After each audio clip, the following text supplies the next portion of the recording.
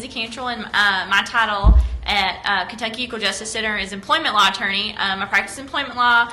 I have cases just like a normal attorney would, but I also go across the state. We're a statewide organization, and we talk with the community about your rights in the workplace. And I'm especially happy to be here today because we've recently gotten very interested in talking to young people who are starting their first jobs.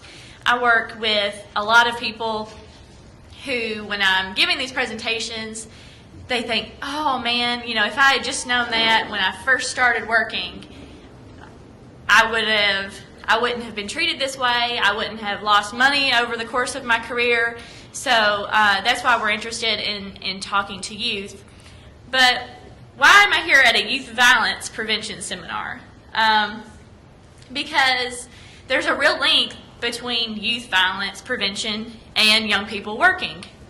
Economic security is vital to young people. It's vital to everyone, but especially vital to young people. In our community these days, young people are not out there working just for money to go to the movies or to go out to eat. They're working to buy clothes, to contribute to their parents' income, and so finding jobs is necessary for those young people. As we've known, we've been in a recession for several years, and summer employment opportunities for young people have decreased. Those jobs are being taken by adults, which is certainly necessary, but there is that sector of young people working that is being unfulfilled. And if you look out in the community, unemployment is certainly a risk factor for youth violence. We've got to keep youth out there busy and engaged and learning skills that they are going to need throughout their lives and throughout their career in the workforce. There's a skills gap in Kentucky, and kids are not getting the skills that they need to go out into the workforce when they need them. So getting youth out there and active, and even if it's volunteer work, is certainly important for young people. So youth employment or any sort of training that's going to lead to a career is an important tool in combating youth violence. So when young kids don't have work, they're not as integrated into our community as they should be. They're not learning skills, they're not learning communication with other workers or customer service, vital skills that they'll need throughout their life. You know, you imagine kids sitting at home all summer not working. They're isolated from their peers. And in the wrong situations, they're going to be falling into. This is going to be the start of people falling into the wrong crowds, and especially in an urban area. There's all sorts of things in this city for kids to get into. Good things and things that can lead children down the wrong path. So if we can get, there are programs in cities all across the country that actually subsidize wages for young people and get them in a job and get them working and teaching them skills. And what they found in studies is that youth violence goes down amongst those age groups because these young people have something to do all day.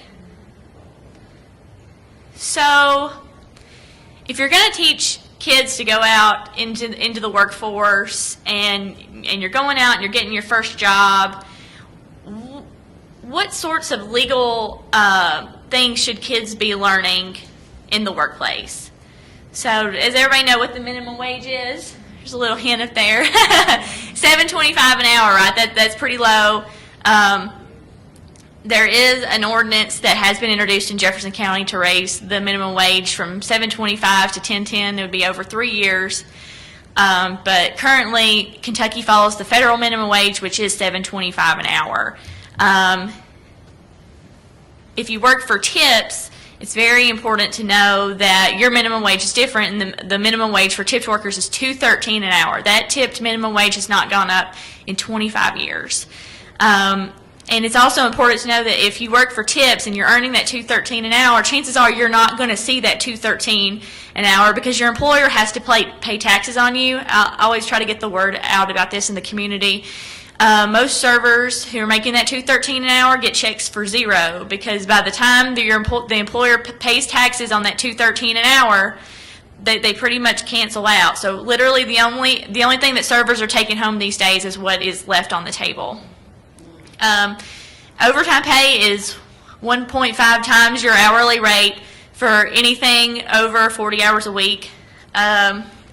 I work with a lot of people. It's actually more common than what you think for people not to be paid what they're supposed to, and that's actually what I specialize in. Everybody in my organization speaks Spanish, so I work with immigrant groups. I work with we work statewide. We have an office in Lexington, which is the Maxwell Street Legal Clinic in Lexington. So we actually see these types of wage violations statewide, and if you know what you're supposed to earn, you will make more money over time. Everyone has a right to a clean and safe working environment. I always say, you report any safety concerns that you have first to your boss, and then to if it's not being remedied, you can report safety violations to Kentucky's Office of Occupational Safety and Health or to the Federal Occupational Safety and Health Administration, and your employer is not supposed to be able to retaliate against you, either decrease your hours, lower your pay, or fire you because you reported that safety concern. No discrimination in the workplace. And we'll have a slide that's going to talk about the protected classes, legally protected classes for workers against discrimination in the workplace. But if you fall into one of those protected classes, you can't be denied a job because of that. You can't be asked questions about your protected status in an interview, and you can't be treated differently while you're working by, like I said, reduced pay, a change in your work schedule that's different from everyone else's. Those things are very important. Sometimes it's hard to know when you're being the target of discrimination, but sometimes someone tells you when you're the target of discrimination. It's very unfortunate, but we'll go over those protected classes in just a minute. You have the right to organize a union or to not organize a union or to talk to other people about the conditions that's going on in the workplace, how much money people are making, or the safety concerns. In Kentucky, about 13% of workers are covered under a collective bargaining agreement, meaning that they're a member of a union. That's particularly important for those 13% because they make higher wages, they have more time off, they have more benefits, and especially if they're people of color, all of those are higher for those individuals. So it's very important if you're able to get a union job or you're able to negotiate something on your behalf, then it would be very beneficial to workers.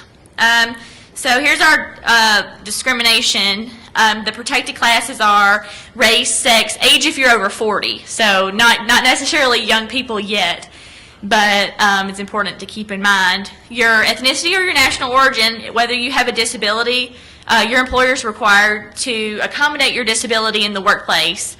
If you have to tell them, and you have to tell them you want an accommodation because of a medical reason, something that interferes with your life functions, and they can ask for documentation, but in general they are supposed to accommodate disabilities, and then religion is a protected status as well.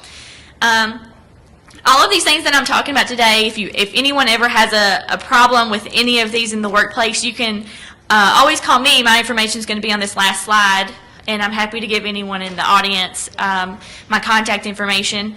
But there are other places that you can contact too. You can always contact a private attorney.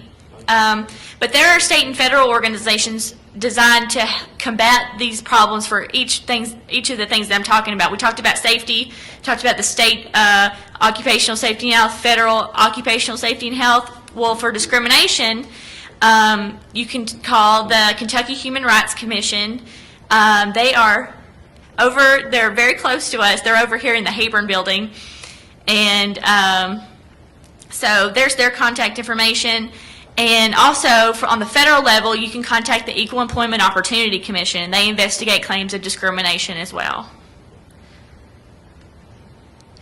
And then I'll go ahead and give you this information for wages. The state agency that you can contact if you think you've been misclassified or not paid what you're supposed to, you're not getting any overtime, you can call the Kentucky Labor Cabinet.